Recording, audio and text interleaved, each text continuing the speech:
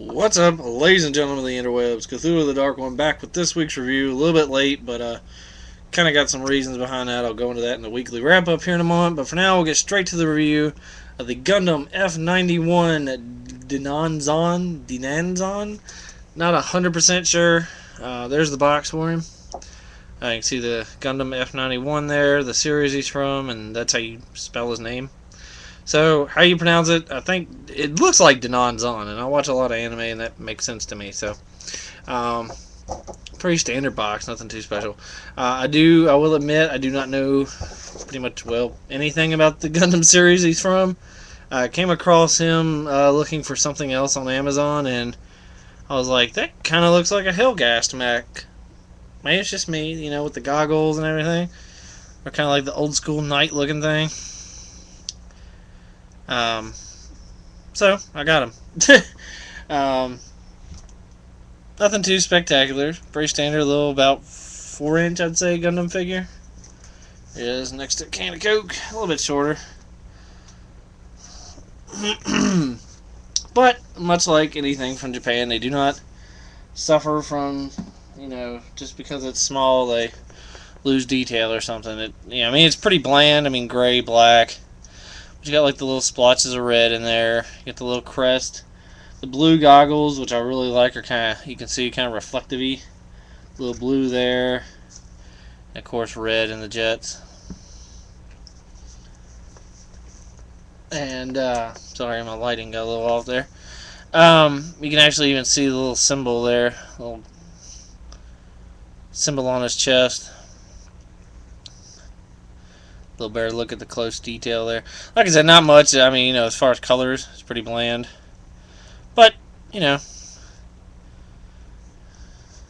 generally that's how most Gundams were. The good guys are kind of like the white, red, white, or white and blues, and the bad guys were, like green or black or gray or something like that. Of course, he came with accessories. He has his two kind of hold a gun with the trigger finger out hands in him. As you can see there, the trigger finger is extended a little bit. Comes with 2 open palm hands for dynamic reachy out poses. Good little detail on those. He has, of course, 2 fisted hands.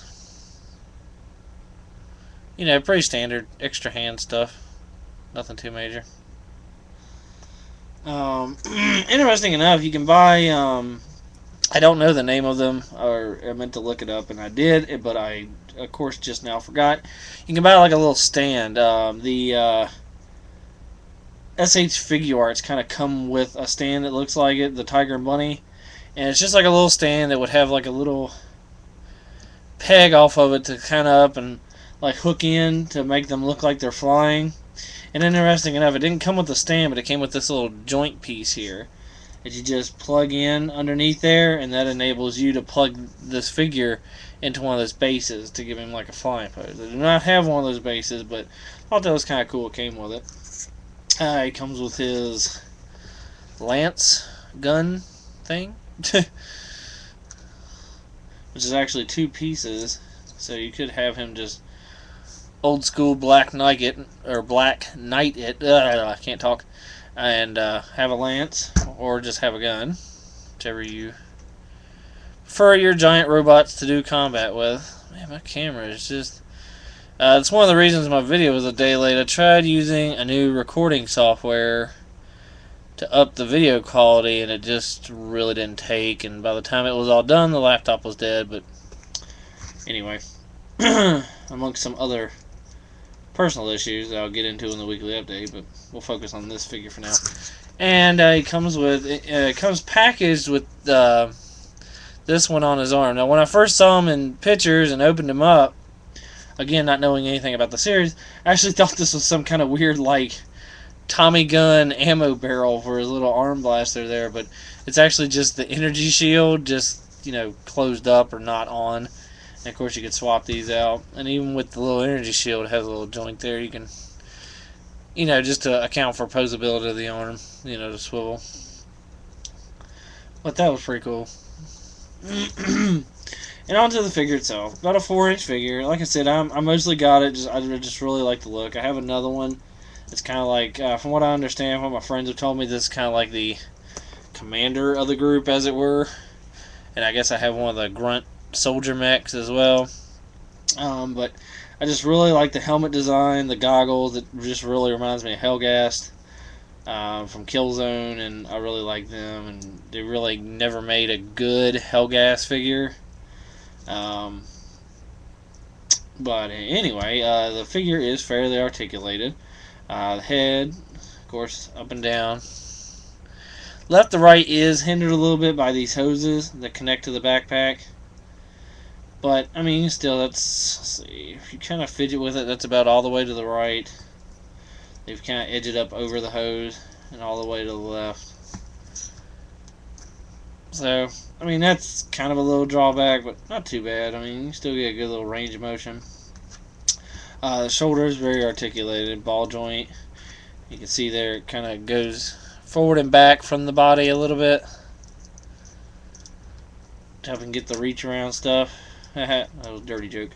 I really like on a lot of Japanese stuff the shoulder pads. Most American stuff that have shoulder pads, it's actually attached to, like, it will be attached here on this shoulder joint, and it could hinder articulation.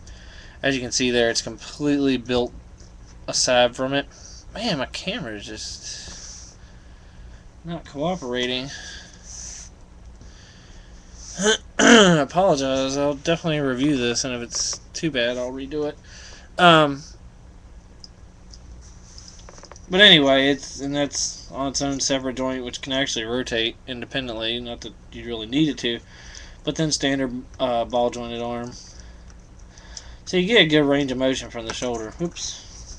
This does tend to pop out a lot. I actually display him with the energy one out. But good range of motion nevertheless. In and out completely. Double jointed elbow, more so on the bottom. But it is double jointed, as you can see there. The little wrist, I don't know what kind of joint to call it, but you can see there, like separate from the wrist, it goes up and down. Which is kind of a neat little thing, because then you have a little ball jointed wrist that spins and pivots just enough. So I think that's to account for the extra you might need in the wrist pivot that you don't get. That's kind of neat. You see that a lot on Bandai Japan Gundam figures. Waist, of course, nothing special. Back and forth. Complete rotation. Not really too horribly hindered. Legs, same thing. Forward, back, in and out. Pretty good posability. They hold really well. Just another little thing.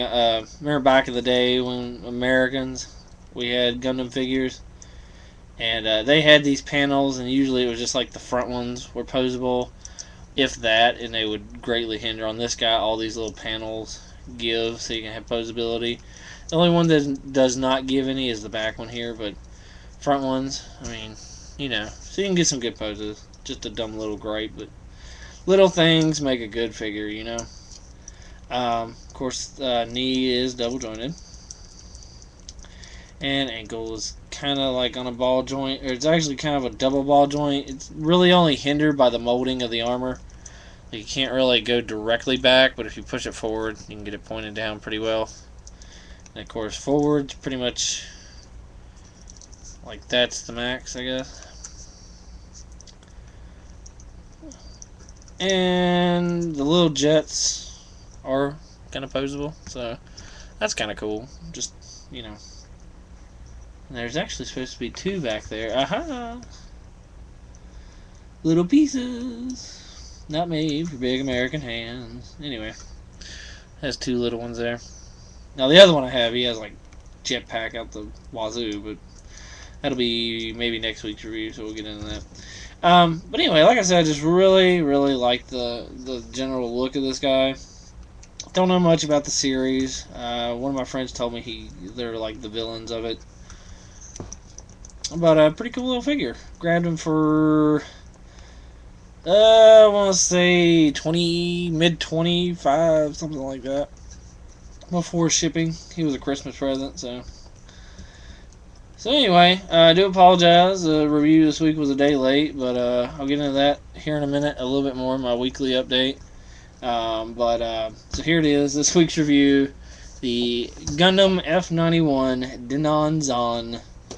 Don't know if the robot spirits has anything to do with the series or the name of the line, but that's on the box too. Bandai Japan. Pretty cool little figure if you like Gundams. And kind of has that old school knight feel to him if you're not into helghast.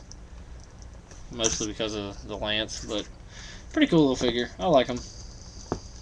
You know, to not really know anything about the series and just out of looks it attracted me. So, and I really like the reflective on the goggles there. It's just a nice little touch.